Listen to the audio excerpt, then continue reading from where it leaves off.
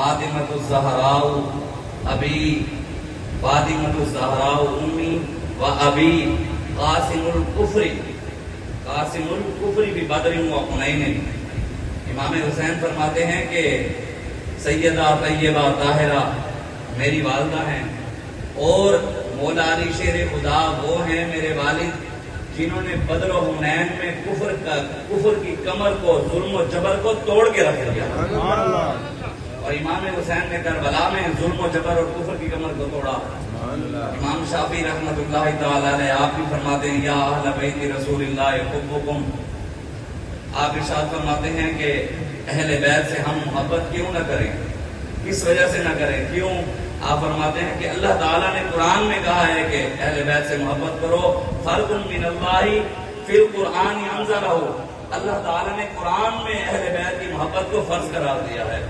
और इमाम शाफी आगे इरशाद फरमाते हैं कमा